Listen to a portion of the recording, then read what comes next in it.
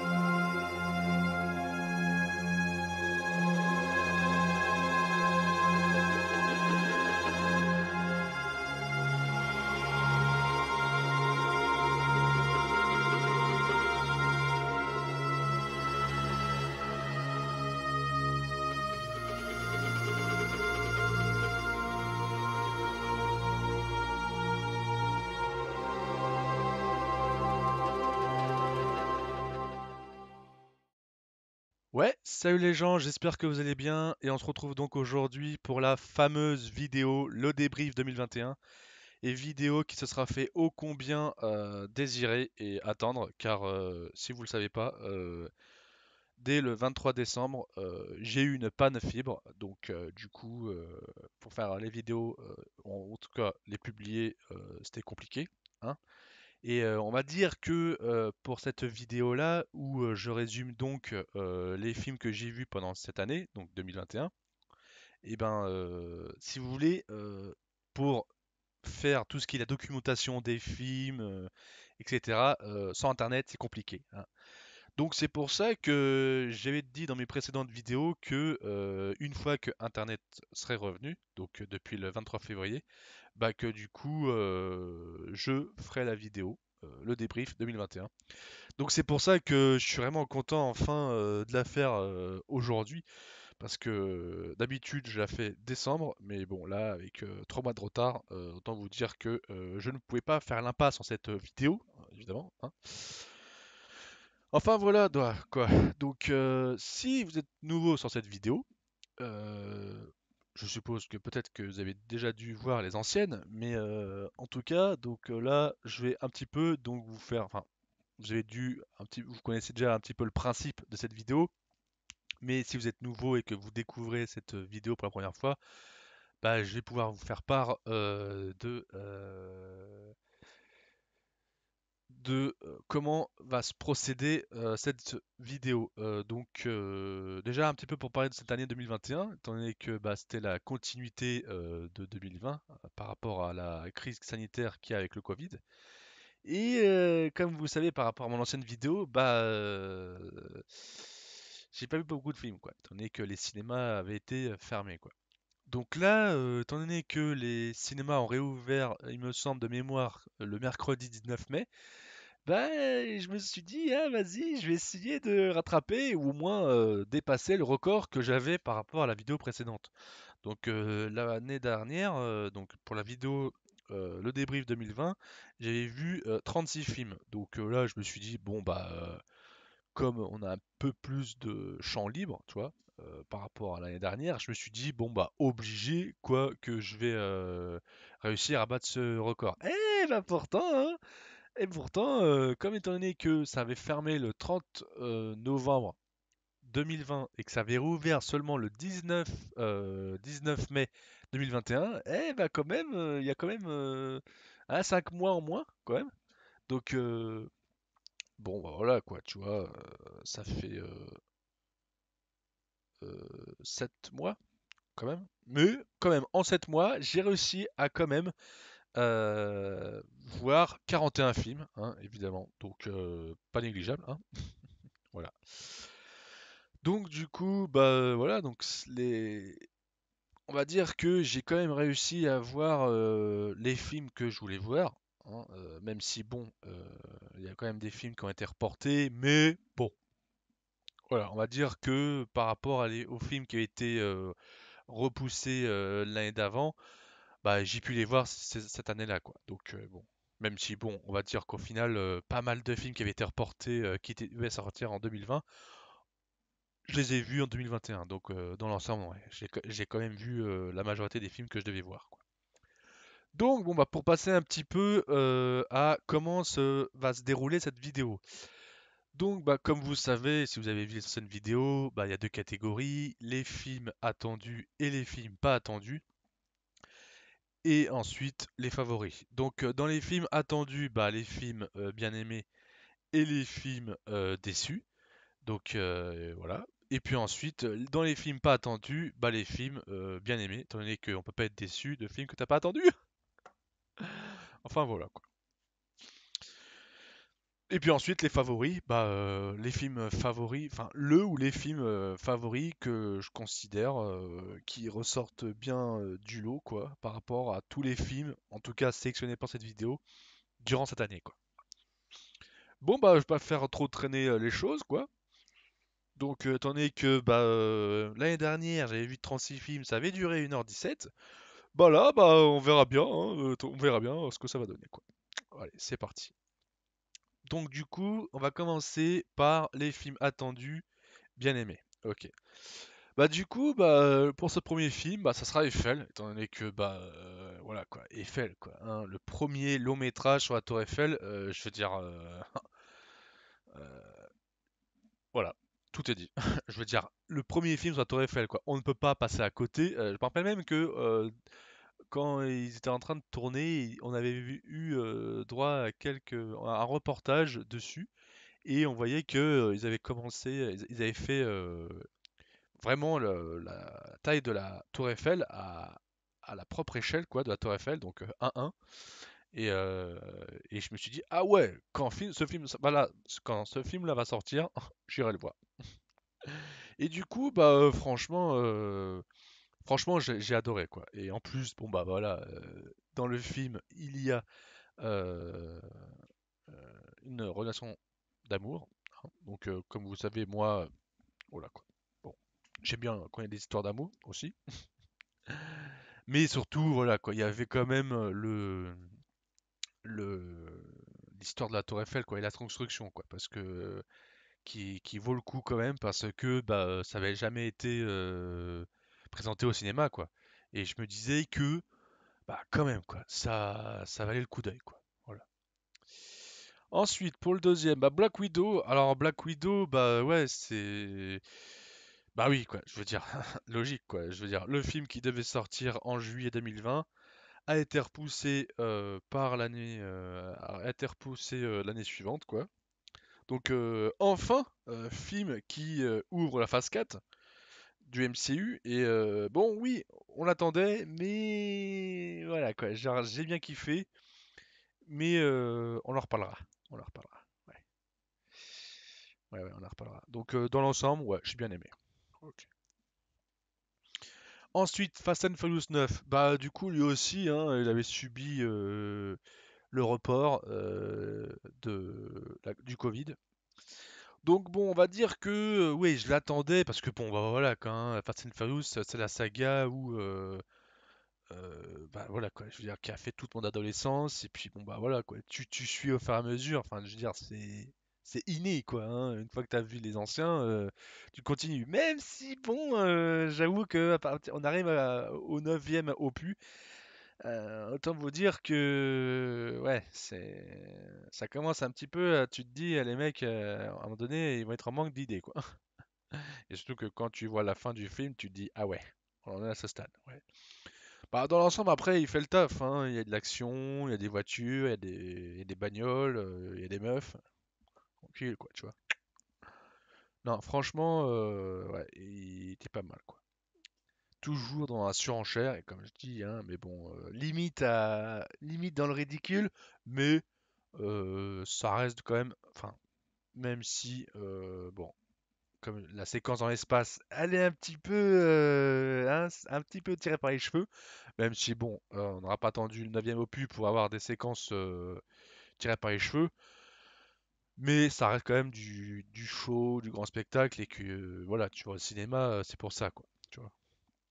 Mais sinon, bah voilà, quoi. En tout cas, il prévoit que la fin s'arrête au 11e, et qu'en gros, 10 et 11, ça serait un petit peu comme la saga Marvel, quoi. Tu vois, un petit peu en deux parties, quoi. Ok, ok. Bon, allez, suivant. Alors, Jungle Cruise, bah franchement, en vrai, quand le film, je me rappelle, quand le Covid a commencé, je voyais les affiches du film et je me disais, oh là là, tu sentais que dans l'affiche, il y avait un air de d'Indiana Jones, tu sais. Surtout par rapport, je pense, à la dernier Indiana Jones. Et quand je voyais le film, je disais, ouais, ça, c'est le film que Disney a voulu faire, mais ça va encore flopper, quoi. Tu sais, le film qui se donne un genre, mais finalement, ça rend pas ouf, quoi. Donc du coup, il a été repoussé d'un an, quoi. Et franchement, bah, j'ai bien kiffé, quoi. Et c'est bien pour ça que je l'ai mis dans bien aimé, quoi. Parce que, pas bien aimé, attendu, parce que même si, c'est vrai qu'au final, j'aurais dû le mettre dans pas attendu, mais même si au final, tu sais, je me disais, parce que bon, c'est sûr, j'aurais pu le mettre dans pas attendu.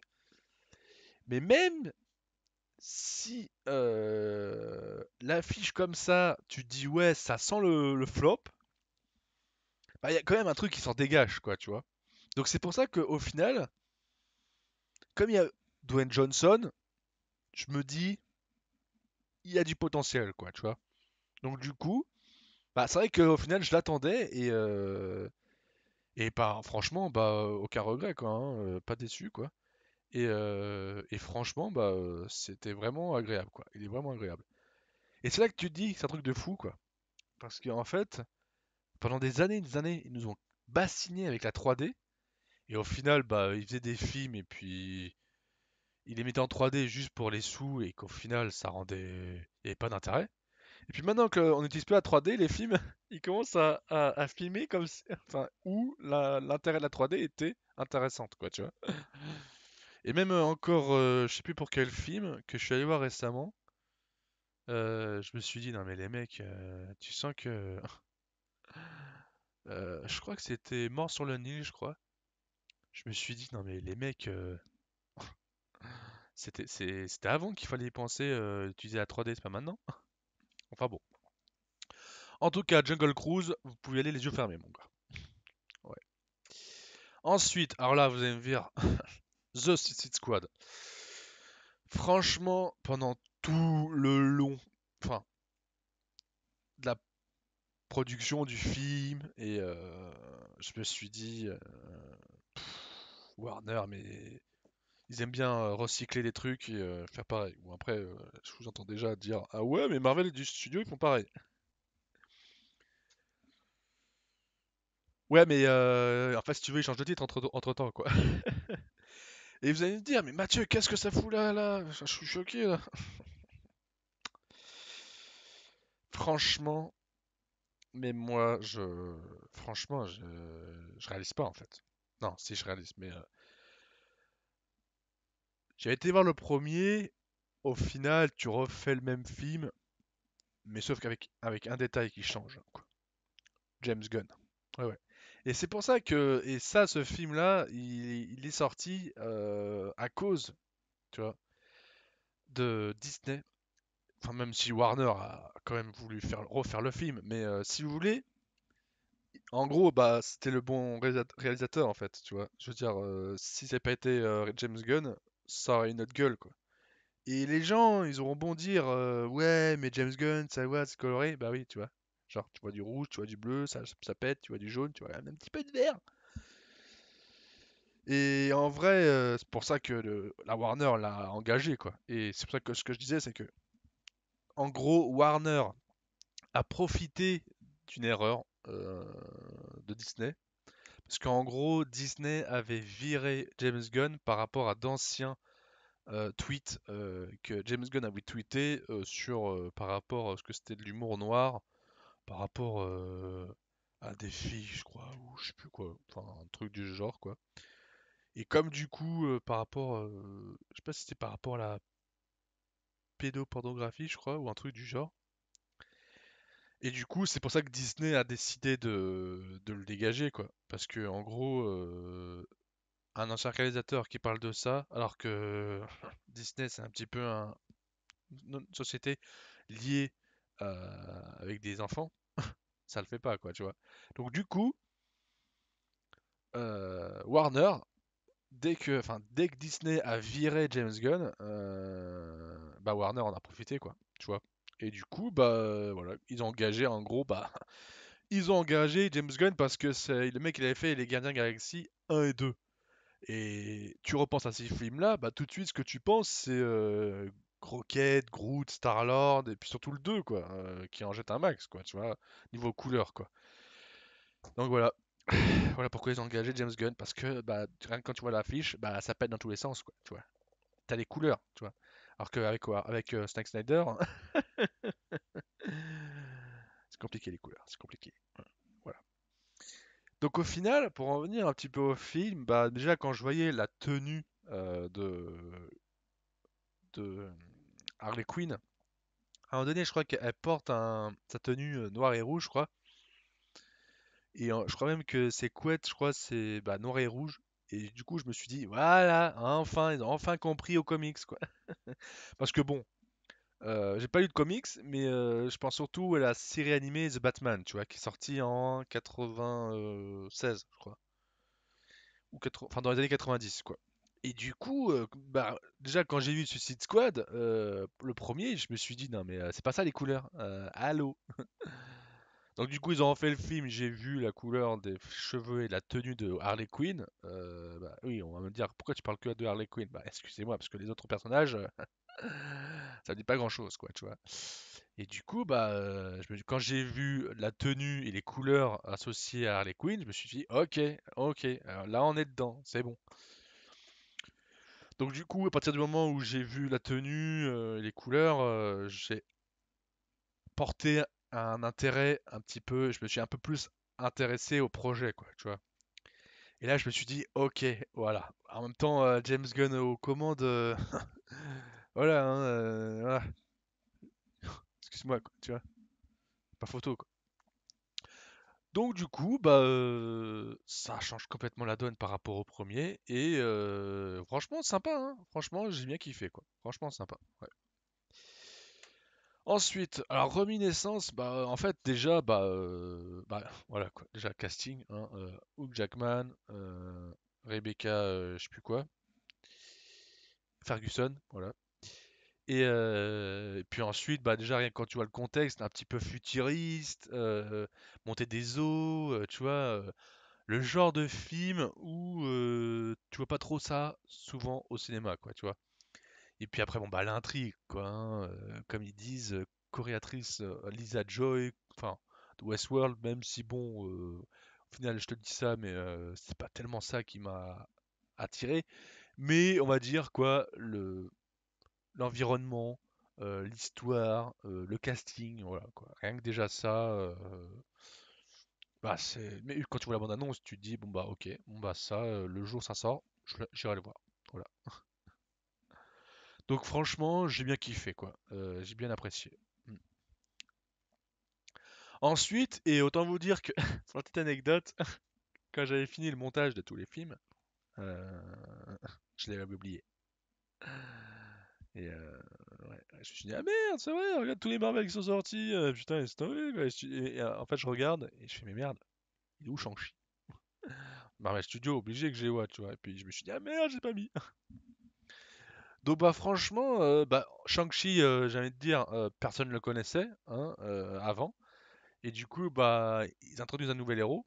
Donc bon, ça fait surtout partie de la charte de diversité que Disney, enfin surtout Marvel Studios, s'est engagé. Donc bon, on va dire que bon, Kevin Feige, tu lui dis ça, il va te dire oui et non, parce que d'un côté, bon bah oui, parce qu'il y a la charte de diversité, mais non aussi parce que faut introduire de nouveaux personnages. Donc au final, ça lie l'utile à l'agréable, quoi.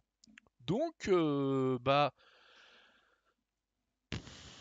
honnêtement, il était sympa, quoi. Après, aujourd'hui, je te parle de Shang-Chi, tu me dis ouais, ouais, c'est. Bah en fait, le truc c'est que comme il était inconnu du grand public, bah en fait on est tous en mode OZEF quoi, tu vois. Donc on a bien apprécié le film. Après, c'est clair que bah en fait maintenant le plus intéressant c'est de le voir interagir avec les autres quoi. Et ça mon gars, c'est pas près d'arriver. Bon, tu vas me dire un petit peu aussi à la fin du film. Mais quand je te dis interagir, c'est pas seulement dans une scène post-générique quoi, tu vois. C'est dans un film, tu vois. Voilà. Donc, ouais, le film, bah, j'ai bien aimé, quoi, hein, après, j'ai pas trop d'attentes parce qu'au final, je le connaissais pas, quoi. Et puis voilà, quoi. Donc, ouais, j'ai bien aimé. Vraiment bien aimé et pas déçu. Ok.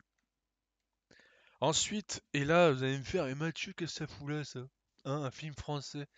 Eh ben ouais, mon gars, parce que si tu veux, franchement, quand j'ai voyé la bande-annonce, bon, voilà, quoi, je veux dire.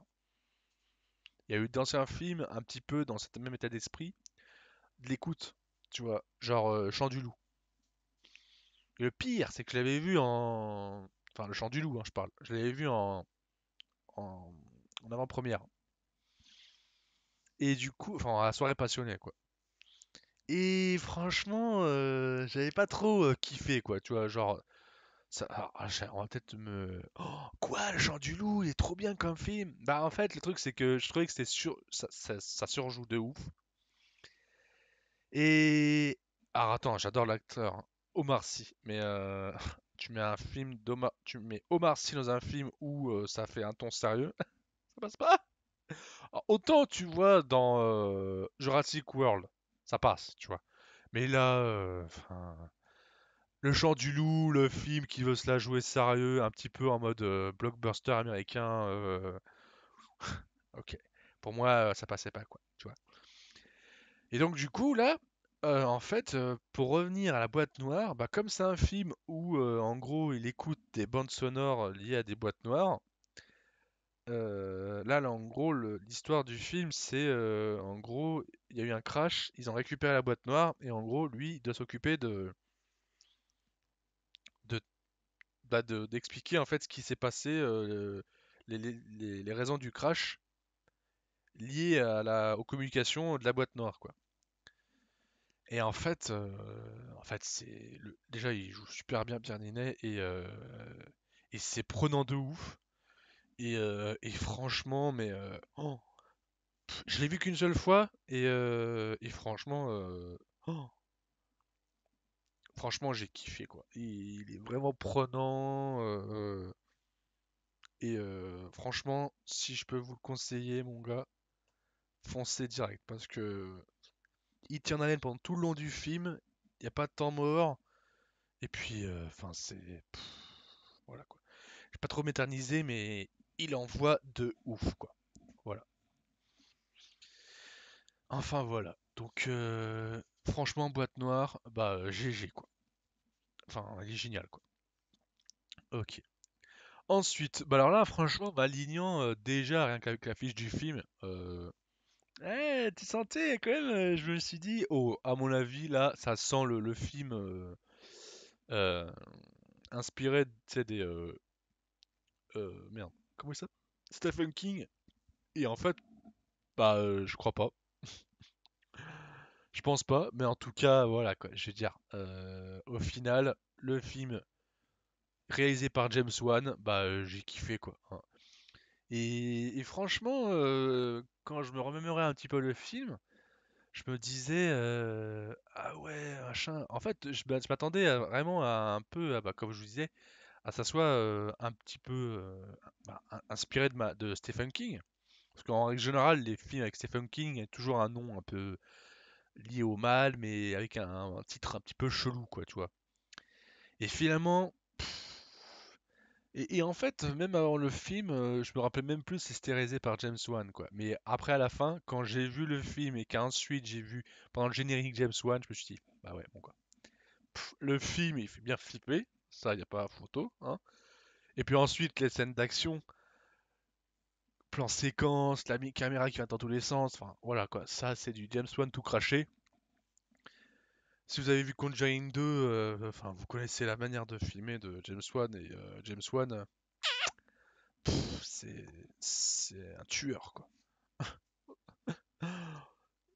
Et quand vous verrez le film, vous comprendrez quoi. Enfin voilà. Non, non, non, mais franchement, ouais, j'ai bien kiffé pour un film d'horreur et en fait on sort quand même un petit peu du cliché du film d'horreur, tu sais, genre avoir des sursauts. Là, on a dépassé un stade et on va dire qu'il a, il a réussi à mélanger l'horreur à, j'ai presque envie de dire, au thriller, quoi, en fait, presque. Et on a vu des trucs, franchement, et ça se mélange bien et puis ça veut rien dire de filmer, mais laisse tomber, quoi. Parce que c'est pas comme si on était constamment en train de être en mode plan séquence ou caméra fixe à attendre qu'un un esprit arrive pour nous faire flipper. Non, non, non. Là, on est encore au-delà et il a créé un truc à lui. Donc déjà, sa manière de filmer, mais en plus de ça, il a réussi à créer une histoire originale et ça marche, ça marche. Et moi, je vous le dis, moi, quand j'ai réussi à avoir un interview de James Wan, je lui ai dit, franchement, mec, tu me surprends de ouf. Non, je déconne. Là, je me suis un petit peu emporté. Mais non, franchement, on est bien loin des clichés du Conjuring et franchement, ou même du film d'horreur qui fait peur, mais il envoie du lourd, quoi. Il envoie du lourd. Et voilà, maintenant quand j'y réfléchis, ouais, ouais. Enfin bon, je dirai plus tard. Enfin, ouais. Non, non, je ne dirai rien. J'essaierai d'y repenser une fois que j'y serai. Enfin, j'espère. Allez, suivant. Ensuite, bah alors là, les éternels, mon gars. Bah, franchement, qui les attendait pas, quoi, hein. Attends, on va vous le dire que tout le monde l'attendait. Puis surtout que bon, Kevin Feige nous l'a bien fait comprendre que c'était un pari risqué à la un peu comme à la Gardiens de la Galaxie. Sauf que bon, on va pas se le cacher qu'il y a eu quand même quelques parts d'ombre dans ce film et qu'on y reviendra, hein, évidemment. Même si bon, après dans l'ensemble, c'est vrai que bon, je l'ai bien aimé, mais comme je dis, quelques parts d'ombre. Après, moi, ce que je dis, c'est que je trouvais que au moins il y avait un pari risqué parce que c'est- on ne connaissait pas quoi. Les éternels, personne ne connaît aussi. Et au final, bah moi j'ai bien apprécié quoi. Après, comme je dis, quelques parts d'ombre, je pense qu'on en reparlera. Je vais pas trop m'éterniser quoi sur les films que voilà quoi. Si je dis qu'on en reviendra, c'est que vous connaissez la chanson, hein. Mais voilà quoi. Dans l'ensemble, j'ai plutôt bien apprécié quoi. Elle a toute. Enfin, suivant. Ensuite, bah, les Tuches 4, bah, carrément que lui aussi, j'ai envie de dire, il a été repoussé d'un an. Et autant dire que bah, les cinémas qui réouvrent les Tuches 4, genre avec toute cette période de crise sanitaire, t'as qu'une seule envie, quoi, c'est penser à autre chose et en fait, et de te marrer. Et en fait, bah, j'ai bien aimé, hein. Mais en fait, c'est vrai que d'un côté, c'est vrai que je t'ai mis dans, ouais, j'aurais pu le mettre dans déçu, mais bah non, il fait plaisir, on se marre bien, mais c'est là que tu te dis en fait que après je m'attendais à rire aux éclats, mais il y a quelques moments sympas, mais j'ai pas rigolé à en pleurer quoi, tu vois. Et c'est là que tu te dis bon bah je pense qu'on commence à en faire un petit peu le tour quoi, tu vois. Donc je sais pas s'il y aura un 5. Attends, j'avais dit quoi? Ah si ouais, moi j'avais pensé qu'ils aillent aux États-Unis quoi, pour un 5. Parce que là, en France, c'est bon, quoi. Pardon. Enfin bon, donc du coup, dans l'ensemble, j'ai quand même bien apprécié, je me suis bien marré, et ouais, ouais, franchement, ça, il fait plaisir, quoi. Après, c'est là que tu te dis, bon bah en France, je pense qu'ils ont bien usé la cartouche, quoi, et qu'à un moment donné, faut voir plus large, quoi. Mais sinon, ouais, il était cool, voilà, c'est bien aimé. Ok, suivant. Spider-Man No Way Home, les gens. Ouais, ouais, ouais, ouais. Franchement, ça faisait 1 an et demi qu'on nous bassinait avec ça.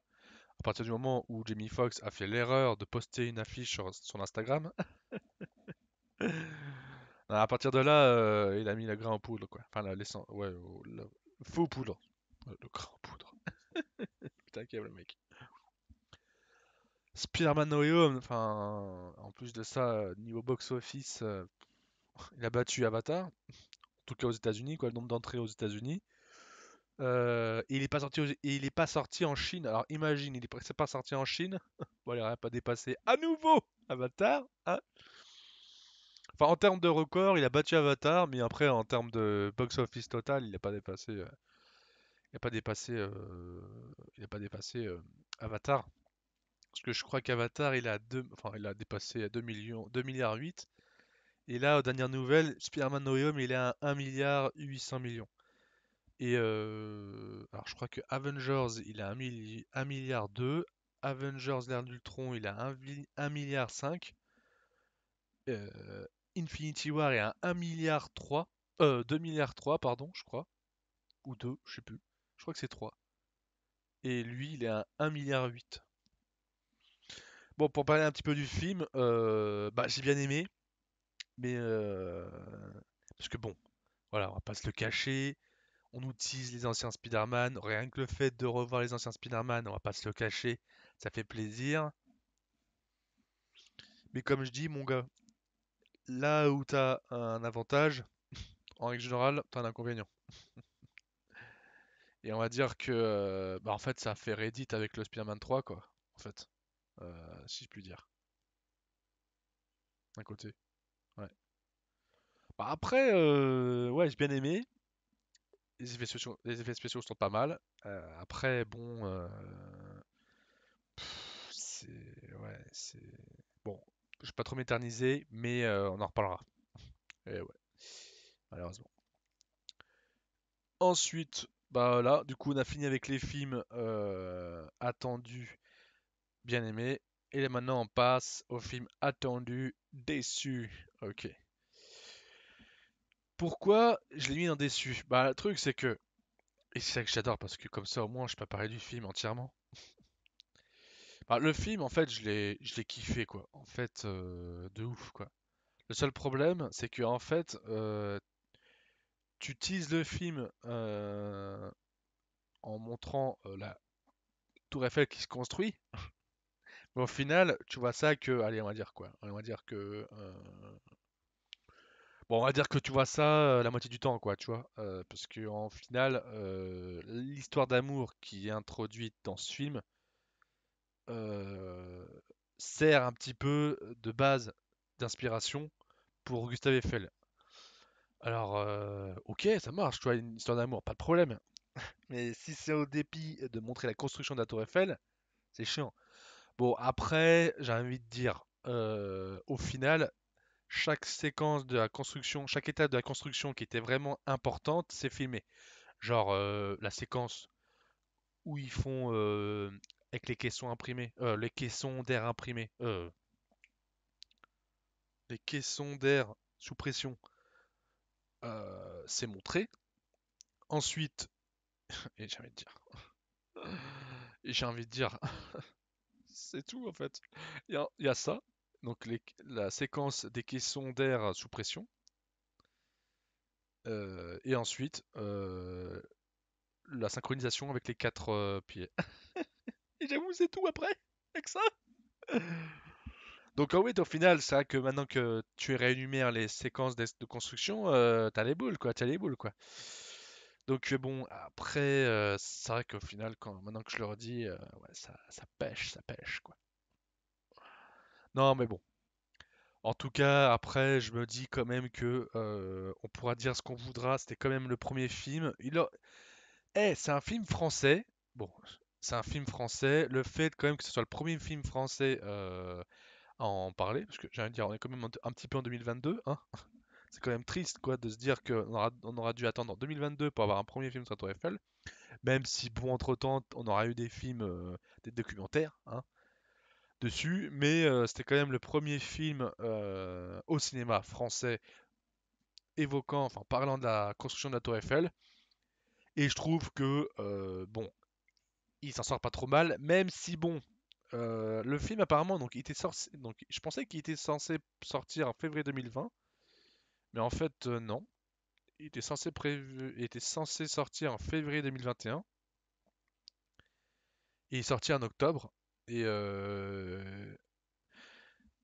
et du coup, attends, c'est vrai que quand même, ça me choque, quoi. Attendez, je check. Eiffel. Ils disent que le tournage d'Eiffel a commencé en janvier 2020. Ok, d'accord. Donc il n'était pas prévu pour février 2020. Et qui était prévu initialement pour juillet 2021. Alors, à un moment donné, je viens parce que sur Allociné, ils mettent à un moment donné février 2021. Et qu'ensuite ça a été repoussé au 13 octobre. D'accord, ok. Ok, ok, ok. Je crois même qu'à un moment donné, ils mettent juillet. À un moment donné, il était prévu pour sortir en septembre, je crois, hein. Hmm. Ouais, je crois qu'il était prévu pour. Ou même août. Enfin bref.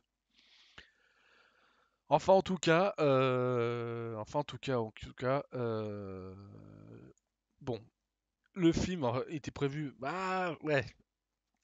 Le truc, c'est que moi, j'ai cru qu'il était prévu sortir en février 2020. Bon, apparemment, il était prévu sortir en juillet 2021 et ensuite en octobre 2021. Donc il était prévu pour juillet 2021 et il a été repoussé à octobre 2021. Mais le truc, moi, parce que du coup, c'est pour ça que je me suis dit, ah ouais, truc de ouf. Et au final, c'est pire en fait. Parce qu'au final, donc moi je pensais qu'il y avait eu un report d'un an, mais non.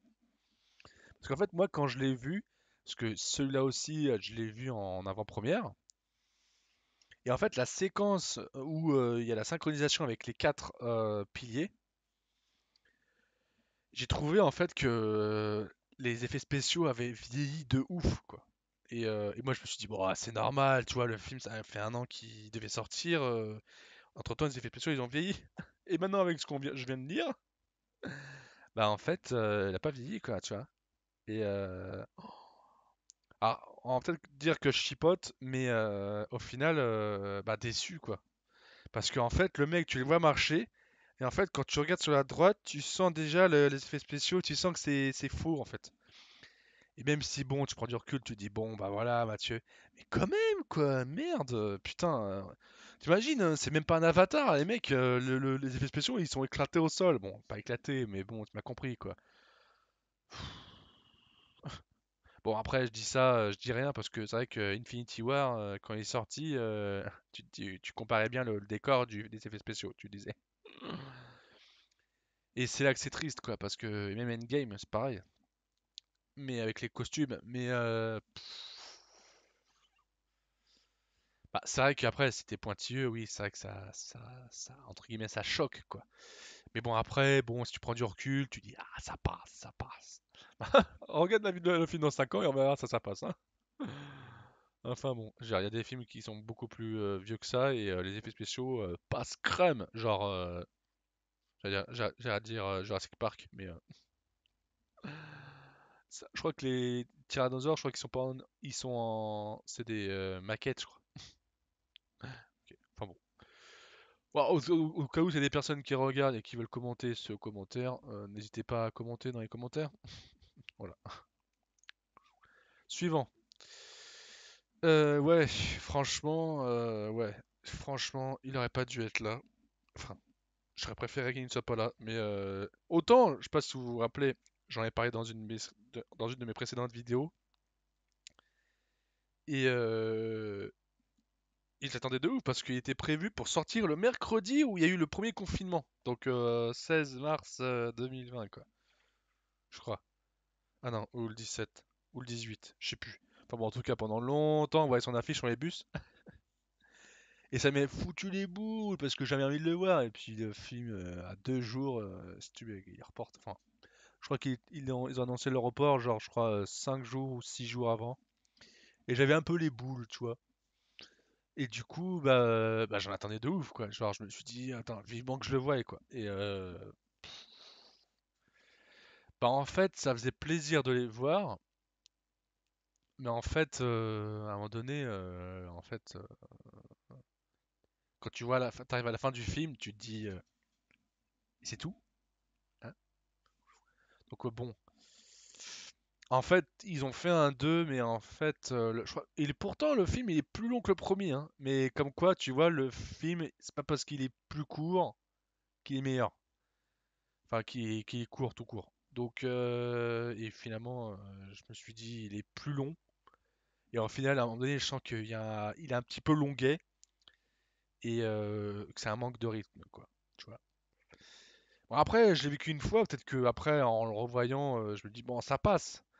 Mais c'est vrai qu'au final, quand t'as vu le premier, tu t'attends tellement à ce que le 2 soit meilleur, qu'en fait, bah, je sentais quand même que il y a un petit creux au milieu, quoi, je crois.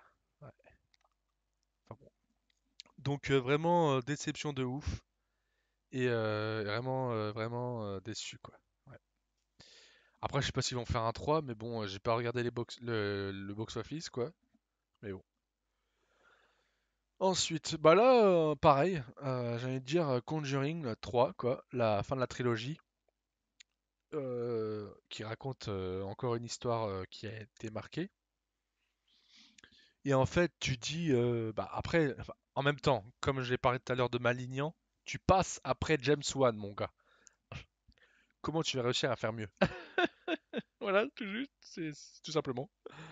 Et ouais, donc c'est vraiment. Donc bon, tu vas voir le troisième en mode, ah, t'as vu, t'inquiète, je m'y connais, aïe, tu sais, hein. Je suis, comment on pourrait dire? Ouais, je gère quoi, tu vois. Genre, je suis adapté au truc quoi, tu vois. J'ai l'habitude. Mais en fait, à la fin du film, elle fait tellement pchit que en fait, ça en devient presque, j'allais dire grotesque. Mais bon. Après le film, bon, ça fait vraiment que je l'ai pas vu et que j'ai vu qu'une fois. Mais ça prend pas. Et vraiment déçu quoi. Donc je m'attendais un peu mieux parce que bon, bah quand tu vois le sous-titre du titre, tu dis que ça peut que envoyer du lourd quoi. Et finalement, ouais, bon, vraiment déçu quoi. Donc c'est vrai que je me rappelle plus trop de l'histoire. Autant vous dire que si j'avais kiffé, je m'en serais rappelé, hein. Je me rappelle juste la fin du film et après, bon, s'il y a des gens qui veulent le voir, je dis pas trop, mais en même temps, ouais, je sais quelle l'histoire du garçon, mais mais après là, je sèche quoi. Je sais juste que par rapport à comme je l'attendais, bah du coup, j'étais vraiment déçu quoi. Voilà. Bon allez, suivant. Donc Black Widow. En fait, j'aime bien parce que quand je parle d'un film que j'ai bien aimé, mais que je dis on va en reparler, c'est comme si en gros, je dis que j'ai bien aimé, mais que en fait, ça partie spoiler quand je parle des déçus. Black Widow. Alors, le film qui a mis du temps à arriver, hein, je sais même plus quand est-ce que ça a été évoqué à un moment donné. Et en fait, le film, bah même, non, même pas. Avengers, elle du tronc au moment où Scarlet Witch ou Wanda envoie son pouvoir, en fait, qui fait permettre aux personnes qui ont reçu le pouvoir, enfin le pouvoir, je sais pas comment on peut appeler ça, de Wanda, ont une vision un petit peu, comment on pourrait dire, une vision péjorative, négative, tu vois, enfin sombre. Et, euh, et du coup, à un moment donné, on voit Natasha Romanoff, tu vois, en train de s'entraîner. Et du coup, bah, quand ensuite on nous parle d'un spin-off sur le personnage de Black Widow, tu t'attends à ce que ça parle des origines du film, enfin du personnage, quoi, tu vois. On voulait les origines, quoi, s'entraîne, on voulait pas les origines de sa famille. Ok. Donc ok, d'accord. Donc du coup, on apprend que au final, elle a été accueillie dans une famille d'accueil qui n'est pas sa famille. Mais voilà quoi, c'est tout quoi. Voilà. Après, oui, on voit là où elle sent. Enfin, On voit la salle rouge où s'entraînent les Black Widow. On voit pas où elle s'est entraînée, où elle était ado, quoi. Tu vois, on voulait qu'il tourne, on voulait voir là où elle s'est entraînée, dans ce qu'on a vu, dans la vision qu'elle a vue dans Avengers et d'Ultron. Voilà, allez, merci, la vidéo est finie. Non, je déconne. Non, mais bon, enfin, voilà quoi. Donc, bon, au final, Natasha Scarlett Johansson, t'es mignonne, mais bon, hein, je veux dire, en fait, voilà quoi. Hein. Euh, Tu fais un film sur ton personnage, mais au final, t'expliques pas les origines des entraînements de ton personnage, quoi. Je veux dire, on n'a pas ça, quoi, pendant le film, quoi. Voilà. On voit juste où elle s'est entraînée, quoi. Enfin, là où s'entraînent les Black Widow. Voilà. Voilà. Donc c'est pour ça, en fait. Je pense que je dois pas être le seul dans l'histoire. Black Widow, un film sur ses origines, mais finalement, bah, on en prend davantage sur sa famille. Franchement, ça aurait été possible, hein. Ils auraient pu rajouter au moins des flashbacks, tu vois, genre qui prennent, je sais pas, des flashbacks qui durent 15 minutes étalés sur tout le film, quoi, mais on n'en demandait pas plus, quoi.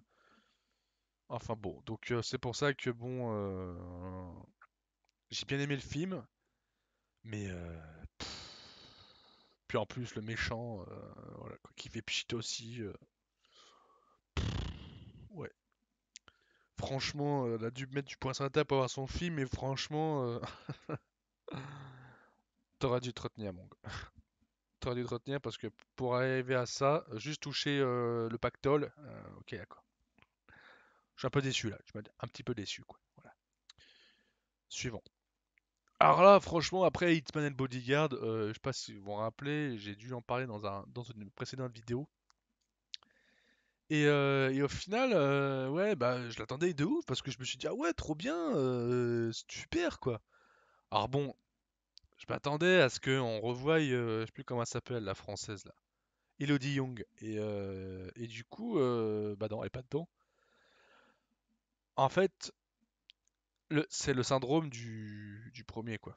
En fait, c'est que du coup, comme le premier il a super bien fonctionné, là tu fais un 2 en mode grosse tête. Voilà.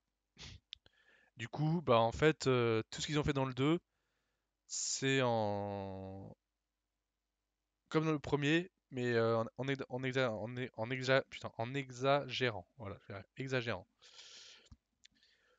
Donc tout ce qu'ils ont fait dans le 2, c'est comme dans le premier, mais en exagérant. Donc du coup, bah, un petit peu déçu, quoi. Et puis bon, il n'y a plus Elodie Young, du coup, ils sont obligés de meubler, quoi. Ouais, ça tourne autour, en fait, au final, ça tourne un petit peu autour du couple de Samuel L. Jackson et de Salma Hayek. Donc, après, il n'y a pas que ça aussi. Je sais qu'elle est méchante, quoi, mais bah, je pense pas qu'il y aura un 3. Hein. Franchement, s'il y a un 3, après, j'ai pas vu non plus le résultat au box-office, mais bon, un petit peu déçu quand même, quoi. Enfin, pas un petit peu, beaucoup, quoi. Parce que bon, le premier il envoyé du lourd, et puis le 2, voilà, quoi. Dommage. Après, je sais même pas si c'est le même réalisateur, mais en tout cas, ouais, déçu. Ok, bon, ouais, suivant. Ensuite, bah, Old, bah, ça, c'est le film de Mr. Night Shyamalan, donc celui qui a fait Split. Donc je me suis dit, bon, bah voilà, tu vois, Mr. Night Shyamalan, j'aime bien le dire parce que, ouais, quoi, tu vois, histoire de dire que je suis bien pour le prononcer, même si je suis même pas sûr que ce soit la bonne prononciation, mais bon. Et du coup, je me suis dit, bon, bah vas-y, j'allais voir son film. Bah, franchement, quand tu vois la bande-annonce, je me dis, il y avait du potentiel, quoi, tu vois. Après, il y avait la question aussi de l'originalité, quoi, qui m'a fait aller le voir, quoi. Mais au final, quand tu vois comment le déroulement du film, enfin le dénouement aussi, bon, le dénouement ça va. Le contenu, vers la fin, tu dis, ah bon, en fait c'était juste ça. D'accord, ok. Parce qu'à la fin de la bande-annonce, tu vois un truc, et quand tu vois le film, tu fais, ça fait pchit, quoi. Ouais, tu te dis, d'accord, tout ça pour ça? Ok. Donc du coup, bon, c'est vrai que j'aurais pu le mettre dans bien aimé, mais comme je l'attendais, En tout cas, quand j'ai vu la bande-annonce, je me suis dit, oh, celui-là, il peut être sympa. Du coup, voilà, quoi.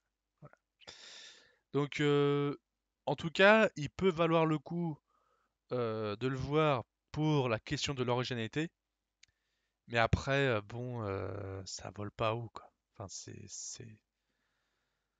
franchement, connaissant Shyamalan, un petit peu déçu, quoi, tu vois. Parce que je sais que il aime bien quand à la fin on a un grand spectacle, quoi, tu vois. Genre quand je repense à Split, au moment où Kevin Waldecrum se transforme, puis aussi dans Glass. À chaque fois, au moment du troisième acte, t'as toujours ce grand spectacle, que tu vois. Là, là, le mec, ouais, quoi, je pense qu'il a dû faire le film, mais il était pas inspiré, quoi. Tu vois. Enfin, si, il était inspiré, mais sur la fin, il a dû le bâcler, quoi. Parce que là, en fait, je pense qu'il n'avait pas trop d'idées, je pense. Enfin bon. Donc sympa, ça vaut le coup pour l'originalité, mais voilà. Après, si vous ne voyez pas, vous avez rien loupé, quoi. Voilà. Ouais, suivant. Alors lui, bah, autant dire que celui-là aussi, j'attendais quand même un petit peu, quoi. Parce que bon, pour avoir vu les anciens, il y avait de quoi bien se marrer, et au final, oh, en fait, j'ai été vraiment déçu, quoi, mais de chez déçu. Et franchement, même la bande-annonce, et même la promo et tout, ils avaient bien martelé dans la campagne de promo. Et finalement, pour arriver à ça, ouais, j'étais un petit peu déçu, quoi. Donc vraiment, ouais, vraiment deg. Après, bon, ça faisait plaisir de revoir le personnage de Jean Dujardin, mais bon, je me dis, dommage, quoi. J'espère en tout cas que ce sera pas son dernier, quoi. Enfin, voilà. Donc un petit peu, bah ouais, franchement, je suis deg, quoi. Ensuite, et là vous allez me faire, ah, Mathieu, pourquoi tu l'as mis dans déçu, machin? Bah en fait, le truc c'est que, bah en fait, le méchant, pareil, t'attendais à ce que ça a de la gueule, quoi. Mais le combat, laisse tomber, quoi. Le méchant, il déglingue en 2-2, quoi. Alors bon, tu vas me dire, bon bah c'est sûr, voilà, c'est pas un super-héros, t'as vu, c'est un petit peu plus affiné, c'est subtil, tu vois. En fait, je me dis, faire des caisses pour ça, quoi, je pouvais le faire, hein. Limite, limite, hein, le peu de temps de présence de Anna de Armas aura skippé, en fait, le méchant. Non, enfin, un petit peu, hein, quand même, un petit peu. Après, bon, je pense qu'ils ont dû prendre, je sais plus comment il s'appelle, merde, le gars méchant, qui joue le rôle du méchant, et parce qu'il avait joué dans Bohemian Rhapsody. Mais je trouvais il y avait un truc, tu vois, ça marchait bien. Mais bon, je trouve que dans la bande-annonce, ça rendait tellement bien prenant, tu vois, tendu. Finalement, dans le film, bah, je trouve ça c'est un petit peu trop longuet, je trouve, et ça veut faire genre, alors que ouais, ça surjoue. Peut-être pas surjoue, mais ça en va faire des caisses. Et finalement, voilà quoi. Peut-être que ça a dû, peut-être pas flopper, mais peut-être qu'il a dû avoir moins de succès, quoi. Donc un petit peu déçu, quoi. Ouais. Enfin voilà. Ah ouais. Donc là, franchement, et même, j'avoue que j'aurais pu le mettre dans bien aimé, mais franchement là, c'est la débandade. Là, celui-là. Oh non, mais franchement là, c'est ce film-là, franchement, si je devais le mettre dans le pire des films. Ah non, mais lui, top 1 easy, quoi. Les yeux fermés. Pourquoi? Parce que le mec, Sony, ils mettent au cinéma Carnage pour la première fois au cinéma. Le film, il fait 1h30. En plus de ça, bah, je l'ai pas revu, hein, parce que bon, je veux dire, faut pas se faire du mal non plus, quoi. Hein. Déjà, le film, enfin, c'est un truc de dingue. Là. Franchement, ce film. Franchement, les scènes d'action, donc le film dure 1h30. Les scènes d'action, elles sont éclatées au sol, quoi. Hein. Genre, en fait, je pense que le cachet du film ont été mis sur les acteurs et du coup, bah, ils avaient plus de sous pour faire un long film. Donc du coup, bah, le film, il fait 1h30. Les scènes d'action montre en main, c'est vrai que j'ai pas regardé le film, mais les scènes d'action montre en main, elles font 2 minutes. Les hélicoptères éclatés au sol en 2 secondes. Ok, d'accord. Bon, je veux bien comprendre que c'est carnage. Mais justement, tu vois, ils ont carnage pour la première fois au cinéma. Ils le font pas durer le plaisir, quoi. Pourtant, franchement, sur le papier, ça avait de la gueule, hein. Mais le film, mais. Oh. Ah non, mais franchement, je sais plus si je l'ai vu en IMAX. Je crois pas. Mais j'ai été choqué de la vie. Franchement, franchement là, oh, comment on peut bâcler un film pareil quoi? C'est tombé quoi. Là, franchement, on va dire quand même que c'était quand même, on va dire de tout, on va dire sur l'année, dans tous les films Marvel Studios, enfin tous les films Marvel tout court, c'était quand même le film numéro un. Bon, on va dire numéro 2. Ou alors, ça stat entre Spider-Man No Way Home et Carnage, parce que bon, j'avoue, bon, elle est peut-être No Way Home un peu plus au-dessus, mais Carnage, quoi, tu vois. Je pense que bon, No Way Home, il est un peu au-dessus, et Carnage, il est en dessous, mais il est pas loin, quoi, tu vois, t'as compris ou pas? Mais Carnage, pour la première fois au cinéma, mais puis 1h30, quoi. Non, mais sérieux. Moi franchement, j'ai vu le film, la durée du film. Quand j'ai vu la durée du film, je me suis dit, ah, arrête. Au départ, je sais même plus combien de temps il mettait, mais j'étais choqué, quoi. J'étais choqué. Choqué! Donc franchement, après les effets spéciaux, bah ça va, sont bien faits. Bah les acteurs après, bah non après ça va dans l'ensemble, hein. Mais je me dis c'est, j'ai pas fait de critique à vie parce que du coup j'avais pas internet et ouais j'étais vraiment deg. Le scénario, bah en fait y a pas le temps en fait, tu vois, genre c'est rapide, c'est trop rapide et le truc c'est que bah ah oui, c'est vrai que je me souviens que le docteur servait pas à grand chose.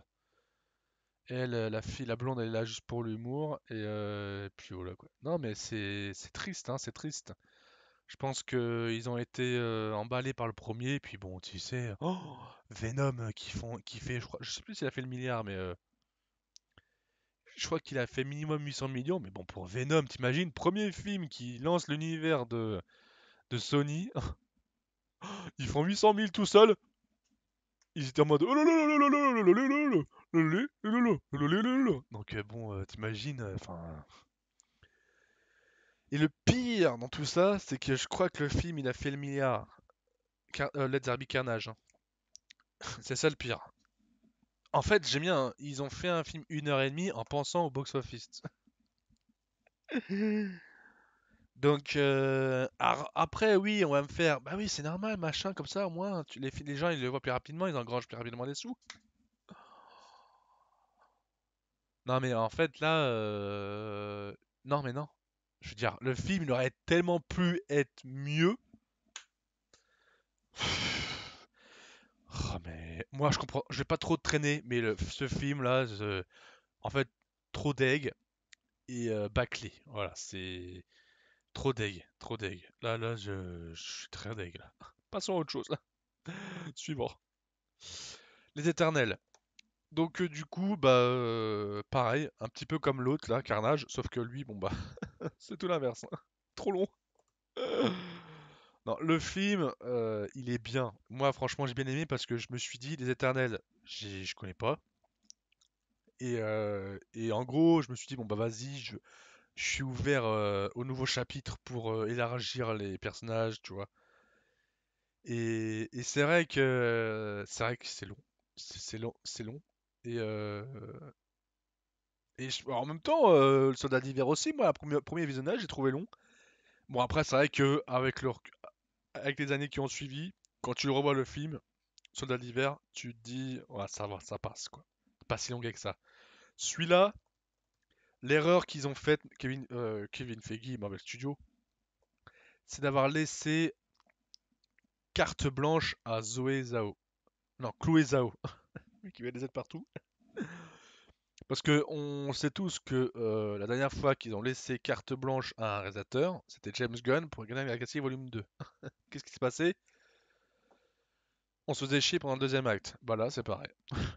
Parce que bon, au final, a priori, il me semble que en gros, ce qui a un petit peu mis du plomb dans l'aile, ou en tout cas qui faisait que ça manquait de rythme, c'est lié au problème psychologique qu'a Angelina Jolie. Alors, je me rappelle même plus son prénom, quoi, le nom de son personnage, mais je crois que c'était ça, quoi.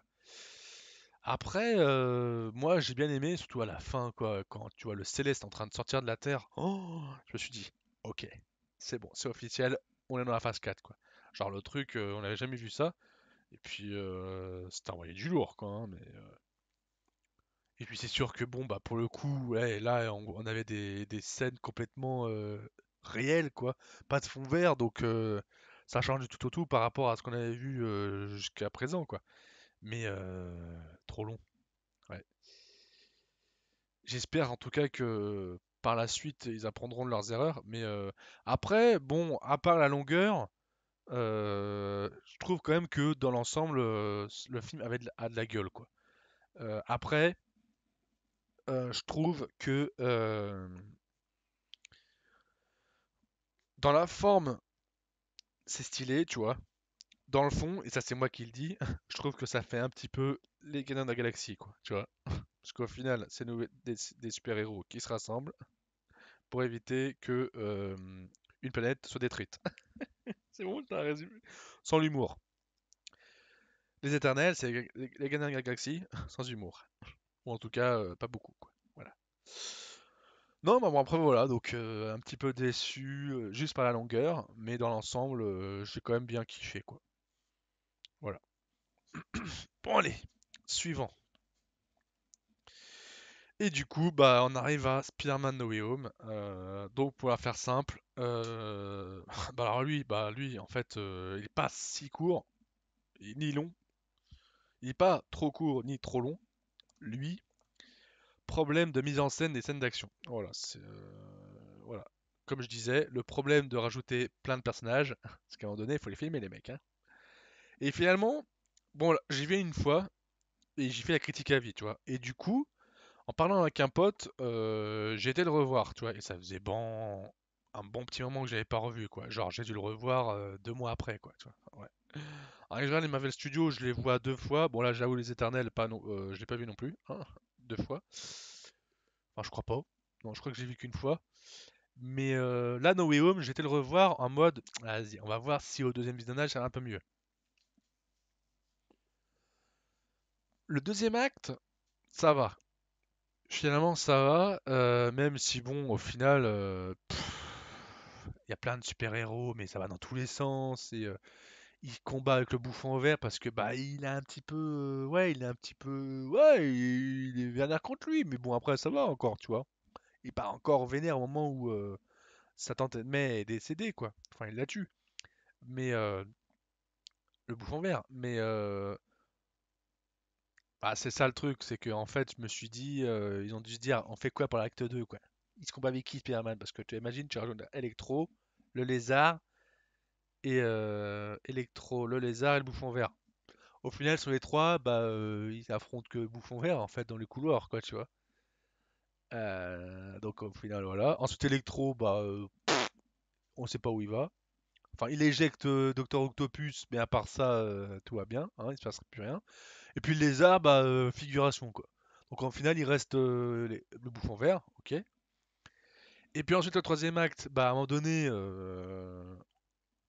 t'as les Spider-Man qui se parlent. Là, à un moment donné, t'as les trois Spider-Man qui sont filmés en même temps. Et puis ensuite, ils se retrouvent tous les trois sur les pics de la Statue de la Liberté. Donc là, super, la mise en scène, c'est nickel. Ils sont tous les trois dans l'angle, hein. Et puis après, bah, c'est le bordel, quoi, tu vois. Ils partent chacun de leur côté et... Enfin, voilà, quoi. Donc bon, au final, comme je disais, à chaque fois, dans les scènes d'action, il fait tout le temps nuit, hein. Au moment de l'acte final, il fait tout le temps nuit. Acte Spider-Man 3, comme je disais, il fait nuit. Spider-Man 2, il fait nuit. Et Spider-Man 1, il fait nuit. Et comme je disais, il n'y avait que dans Far From Home où il fait jour. Bon, après, c'est sûr que d'un côté, je me suis dit, ils vont pas mettre, surtout pas dans le 3, celui-là en journée. Parce qu'après, pour faire tourner les effets spéciaux, s'il fait jour, ça va piquer, quoi. Enfin voilà. Donc bon, vraiment, vraiment déçu, quoi. Alors, même si bon, au box-office, il, dé- il détient, enfin, il pète tout, quoi, hein, il bat tous les records, quoi. Mais bon, à part ça, voilà, quoi. Et c'est pour ça que d'un côté, Andrew Garfield a dû dire, vous allez être déçu. Sans deck. Enfin voilà, quoi. Et ensuite, bah, on finit par Kingsman, première mission. Bah ouais, parce que bah, pour avoir vu les deux anciens, autant dire que bon, bah, le premier j'ai kiffé. Le deuxième, un peu moins. Pareil que le premier, bah, le syndrome du premier, hein, tu refais la même chose que le premier, mais dans la surenchère, dans l'exagération. Là pour le premier, tu te dis bon bah voilà, hein, tu te dis pourquoi pas. Mais je sais pas, il y a un truc, le cliché du gosse qui meurt, s'il te plaît quoi, faut arrêter quoi. Je pense que ils auraient dû le garder et puis voilà quoi. Mais bon, il mord d'une façon bête. Je trouvais ça un peu dommage quoi. Donc ouais, un petit peu déçu. Bon, après c'est pas une grosse déception, mais bon, toujours pareil. Dans la bande-annonce, il t'envoie du lourd et puis en même temps, après au moment du film, bah ça fait pchit quoi. Enfin voilà quoi. Bon, bah, on en a fini avec les films attendus, déçus. Donc maintenant, on va parler des films pas attendus, bien aimés. Étant donné qu'on peut pas être déçu des films pas attendus. Ouais! Donc du coup, bah là en fait c'était parmi bah en fait ce film-là, le dernier voyage, est sorti le jour de la sortie enfin de l'ouverture des salles de cinéma quoi. Donc le mercredi 19 mai. Et franchement, une petite pépite les gens. Moi franchement j'ai kiffé et je me suis dit dans ma tête, bah enfin, hein, ça y est, les Français ont enfin décidé de sortir de leur zone de confort. Et je crois bien que on n'avait pas eu un film comme ça depuis Cinquième élément. Autant dire que ça fait balle la roulette. Bon après c'est sûr qu'en même temps il y avait Valérian. Mais bon excusez-moi qu'entre temps, enfin Valérian a un petit peu floppé, hein. Et là finalement franchement ça a de la gueule et franchement j'ai super bien kiffé quoi. Franchement ça sort un petit peu de l'ordinaire et voilà c'est ce qu'on aime en fait, c'est ce qu'on cherche. Enfin surtout moi. Et parce que bon, la science-fiction chez les Français, ça a du mal, hein. Les mecs, ça allez, lancez-vous, quoi. Vous voyez quand vous pouvez, ça marche. En tout cas, j'ai super bien kiffé. Voilà, super. Allez, suivant. Ensuite, bah après là, Tom et Jerry, bah franchement, voilà, quoi. C'est le film que t'attends pas. Tu te dis, bon bah voilà, hein. En plus, bon, Chloé Grace Moretz dedans. Autant vous dire que pas besoin de nous faire un dessin. Ouh là là. Et non, mais bon, franchement, voilà, c'est le film, tu vas le voir pour passer un bon moment et ça marche quoi, ça marche. En plus, il y a Michael Peña, donc autant dire quoi. Et puis bah, avec Chloé Grace Moretz aussi, on se marre bien. Et puis bah voilà, franchement, bon, bah un film d'animation, enfin non pas un film d'animation, mais C'est voilà, on se marre bien et on passe un bon moment, quoi. Voilà, donc j'ai bien aimé. Ensuite, et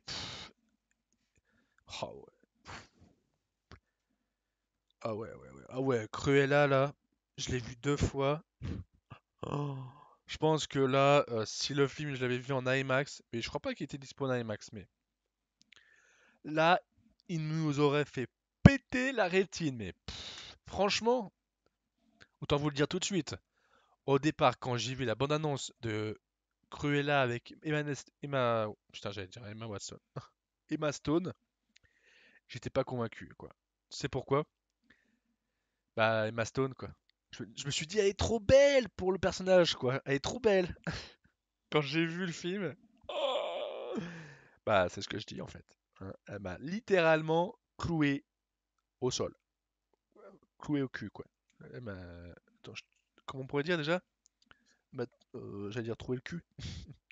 Ouais, enfin, elle m'a scotché, quoi. Et franchement, là, c'est. Oh. Alors, est-ce que je suis tombé amoureux? Un petit peu. Mais bah, attends, on n'y est pas encore au niveau de Anna de Armas, hein, moi je te le dis. Ouais. Mais oh, le film, quoi, c'est. Oh. Là, on aura beau dire c'est Disney, bon. Mais je l'ai pas mis dans un favori, voilà. Petit un avant-goût, mais parce que bon, je me suis dit c'est Disney, mais elle le mérite tellement. Enfin bref. Franchement, Cruella, mais oh là là là, vous regardez le film, mais j'ai passé un super bon moment, mais c'est un truc de fou. Franchement, je valide à 100%. Il est génial. Voilà, top. Vraiment, j'ai kiffé. Oh là là. Passez à autre chose, sinon je vais fondre la main. Non, je déconne. Allez, suivant. Freaky, bah en fait, c'est franchement, ouais, bah c'était pas le réalisateur de Happy Birthday, donc une fois que t'as vu les deux premiers de Happy Birthday, tu, tu vois cette affiche avec l'actrice qui a fait les deux anciens Happy Birthday, et puis bah la fille qui a la tronçonneuse, et puis le mec qui est en mode qui est la fille. Franchement, hein, ça prend direct. Et puis franchement, c'est vrai que je l'ai pas mis dans attendu parce que au final, bah, c'est le film, c'est bah tu prends comme ça en fait, tu vois, t'as aucune attente mais au fond de toi, tu sais que ça va marcher, tu sais. Même si tu t'en bats les steaks, quoi, tu vois. Mais en fait, c'est tellement le film où ça se prend pas au sérieux et, euh, et c'est ça que c'est bon, quoi, tu vois. Mec, c'est plus parler français. C'est que le film, il en fait pas des tonnes, mais il reste dans son ADN qu'il a fait dans les deux anciens, Happy vs Dead. Et du coup, bah voilà quoi, ça marche. Et comme en plus un nouveau scénario et que c'est bien ficelé, bah voilà. Donc bah pareil, un bon film, un bon divertissement où c'est bien gore. Ah oui, parce que bon, c'est quand même un film d'horreur quoi. Hein. Mais on se marre bien. Voilà. Ensuite, et là franchement, quand j'ai vu ce film, tout de suite j'ai pensé à vous pour la vidéo. Je me suis dit, ah, ça y est, on arrive. Et ouais, parce que en fait, vous vous rappelez l'année dernière, je crois, où on parlait un petit peu des films qui découvraient. Attends, je crois que c'est. Non, non, celui-là en fait, il dévoile pas trop de visage, encore une fois, mais non, non, c'est pas celui-là, c'est celui d'après alors. Mais en tout cas, franchement, bah, ça nous fait découvrir une histoire vraie, comme il y a écrit, enfin déclassifiée. Et franchement, c'est ouf, quoi. Franchement, tu le penserais pas en fait. Et l'histoire est vraiment prenante et franchement, quand je l'ai vu, oui, c'est sûr qu'après je me suis dit, oh celui-là, j'en parlerai. Et franchement, c'est encore, ça fait partie vraiment des histoires vraies qui sont déclassifiées et qui vaut le coup d'être su, quoi, parce que franchement, c'est chaud, quoi. Et franchement, c'est vraiment très intéressant et je vous le recommande vivement. Voilà. Enfin, il y a Benedict Cumberbatch qui joue dedans, enfin voilà quoi. Puis Rachel Brosnahan. Voilà. Enfin voilà, voilà. Histoire vraie, film tenant, prenant, bon casting, bah voilà quoi. Hein. Franchement, y a rien à dire quoi. Top. Voilà, donc c'est celui-là dont je parlais. Et puis, comme je vous disais l'année dernière, dans la vidéo précédente, je vous parlais de films où ça dévoilait un petit peu des deux côtés, Russie et États-Unis, des, leur visage qui tombe, quoi, tu vois, par les masques, tu vois, où tu découvres enfin la vérité. Et ben là, c'est en rapport avec le 11 septembre et c'est assez chaud, quoi.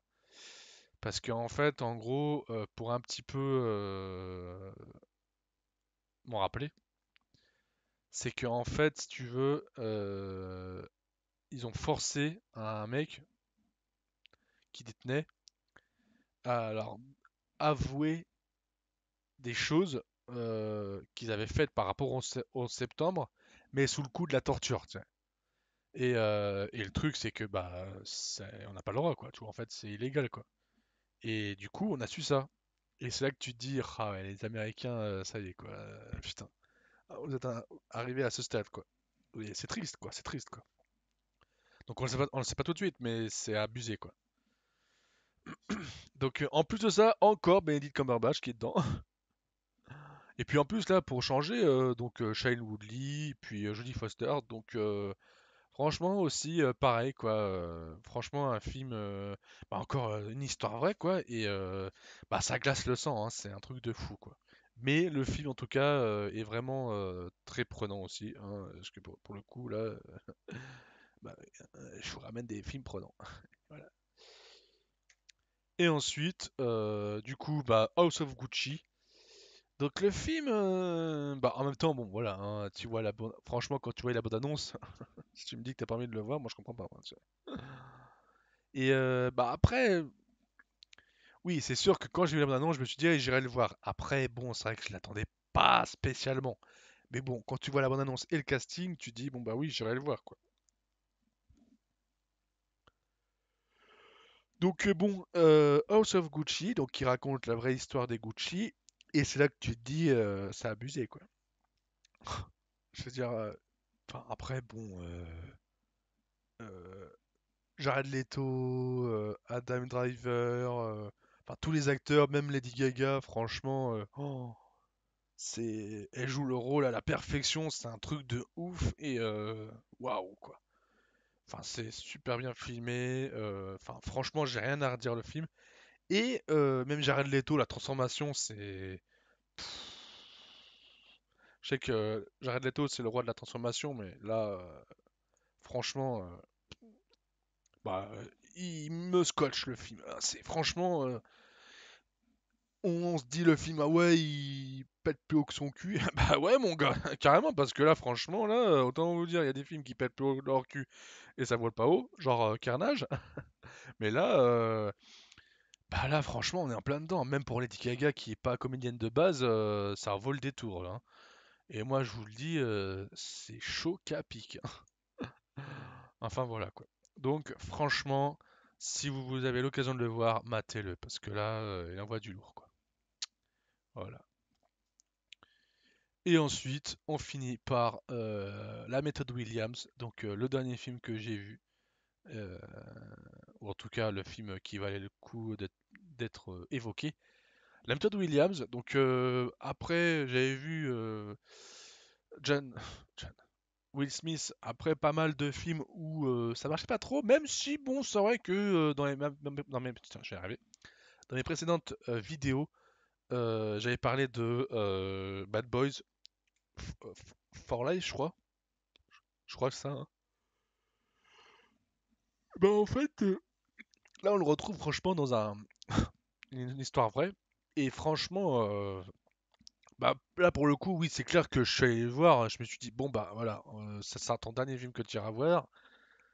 Même si c'est pas celui que j'irai voir. Enfin, c'était pas lui le dernier film. Mais quand je suis allé le voir, je suis allé le voir en mode, bon, euh, de nouveaux films vont arriver. Qu'est-ce que tu vas aller voir? Je suis allé le voir. Et bah franchement, il est pas mal quoi. Là pour le coup, j'en intéresse absolument rien. Et je m'attendais à ce que ça soit un film, ouais, bateau, tu vois. Et franchement, il envoie du lourd. Et ça faisait plaisir de voir enfin Will Smith dans un film dans lequel enfin, je vais pas dire il joue bien, mais dans lequel où tu sens que le personnage lui va bien, quoi, tu vois. Et franchement, bah ouais, franchement, j'ai bien kiffé, même les valeurs qui sont instaurées dedans, quoi. Et franchement, j'ai vraiment apprécié, quoi. Voilà. Enfin voilà, donc normalement, ouais, on a fini avec les films pas attendus, bien aimés. Et maintenant, on passe aux favoris. Donc du coup, bon bah pour le premier film, bah j'ai mis Eiffel. Ouais, j'ai quand même mis Eiffel parce que quand même, je me dis que c'est le premier film français qui parle de la construction de la Tour Eiffel. Bon, ok, j'avoue qu'il n'y a pas tant de choses que ça, il n'y a pas tellement de séquences de construction. Je trouve quand même que là, c'est un petit peu son défaut. Bon, après, il y a aussi un petit peu l'histoire d'amour qui joue. Mais après, je me dis, bah, moi, j'ai kiffé parce qu'en fait, au final, bon, bah, même si, certes, il n'y a pas beaucoup de construction, ça rajoute un petit peu de charme au film. Et puis, bon, c'est vrai que je l'ai pas évoqué, mais Emma Mackey, quoi. Oh. Moi, je suis juste resté bah, choqué. La fille, elle est trop belle. Voilà. Faut dire ce qui est. Et moi, je trouvais que ça prenait bien. Voilà, ça prenait bien. Après, Romain Duris pour le rôle de Gustave Eiffel, ah, ça pêche un peu, ça pêche un peu, hein. Bon, après, il aurait fallu trouver quelqu'un d'autre, ou alors faire peut-être grossir Romain Duris, mais bon, on va dire qu'avec le Covid, c'était compliqué, quoi. Pardon. Mais en tout cas, bon, voilà, je trouvais que premier film sur la Tour Eiffel pour la construction, quoi, je trouvais que ça a le mérite d'être mis sur la table, quoi. Voilà. Ensuite, pour le deuxième, bah, j'ai mis Boîte Noire parce que franchement, euh, autant, comme je disais, le chant du loup avec leur casque pour écouter le bruit des sons, machin, je trouvais que c'était surjoué. La Boîte Noire, le mec, tu sens franchement investi à fond, Pierre Ninet, et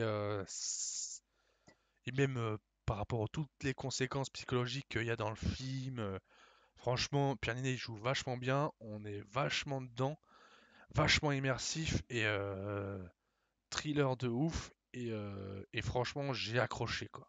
Franchement, j'ai vraiment kiffé quoi.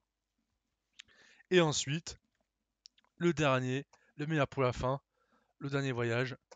Et franchement, j'ai juste kiffé quoi. Parce que film, enfin science-fiction, enfin français. Et en plus, les effets spéciaux, pas plus mal, ils sont pas si mal que ça. Et non, franchement, film de science-fiction qui tient la route et pas tant de défauts que ça. Bon, je l'ai vu qu'une fois, mais en tout cas, quand j'en suis ressorti, bah j'ai kiffé de ouf, quoi, franchement. Donc franchement, vraiment, vraiment kiffé, quoi. Donc du coup, bah, vous pourrez voir qu'en tout cas pour ces favoris pour cette année, bon c'est vrai que j'aurais pu rajouter Cruella, mais bon, voilà, je me dis que ces trois films originaux, je me suis dit, cette année, on joue sur la carte de l'originalité parce que quand même Eiffel, première fois qu'ils font Eiffel au cinéma, deuxième film, Boîte Noire, un film qui évoque les boîtes noires. Bon, en tout cas un film français. Je ne sais pas s'il y a eu d'autres films qui évoquent les boîtes noires dans ce contexte. Et ensuite, bah, bon, science-fiction, c'est pas une première, mais un film français. Mais ce que je pourrais dire quand même que c'est au final l'originalité, c'est que avec des films avec des acteurs français. Donc là, j'ai envie de dire film de science-fiction français avec un casting 100% français. Moi, je dis GG. Et en plus, le film de science-fiction passe crème, passe crème. Je dirais juste le petit défaut, c'est qu'on voit pas souvent, on voit pas beaucoup Jean Reno. Voilà. Voilà, je rajouterais juste ça, mais sinon après le film, j'ai vraiment bien aimé quoi. Et j'ai juste envie de dire C'est pas trop tôt. Voilà. Bon bah voilà, en tout cas pour cette vidéo, le débrief 2021. Franchement, j'espère que la vidéo vous a plu, hein. N'hésitez pas à mettre un like et un commentaire. Bon bah là pour le coup, vous allez attendre moins longtemps pour la vidéo le débrief 2022. Et ouais, et franchement, franchement, mais en tout cas, ouais, franchement vraiment déçu. En tout cas, un truc que je voulais dire quand même, c'est que pour essayer de faciliter les gens à regarder la vidéo, si vous la regardez en plusieurs parties, je pense que dans le descriptif, je mettrai les timecodes chacune des parties, pour que comme ça, en plus, les gens ils n'ont pas besoin de chercher 30 ans où se trouve le début des catégories, quoi. Et je pense que je ferai ça pour toutes les vidéos. Ça devrait pas être trop long, quoi, normalement. Bon, en tout cas, les gens, bah, en tout cas, bon, 1h26, hein, voilà, quoi, hein. Je pense que ça va être la vidéo la plus longue. Et pourtant, j'ai fait que 41 films, hein, cette année. Mais bon. Du coup, ouais, je sais même plus ce que je voulais dire au début. Mais du coup, voilà, quoi, c'est le problème. Voilà. Bon, bah, en tout cas, les gens, comme je vous ai dit, j'espère que la vidéo vous a plu. N'hésitez pas à mettre un like et un commentaire, à vous abonner, à mettre la petite cloche. Enfin, voilà, quoi, hein, vous connaissez la chanson. Je vous fais des gros bisous et puis bah je vous dis à la prochaine. Allez, salut.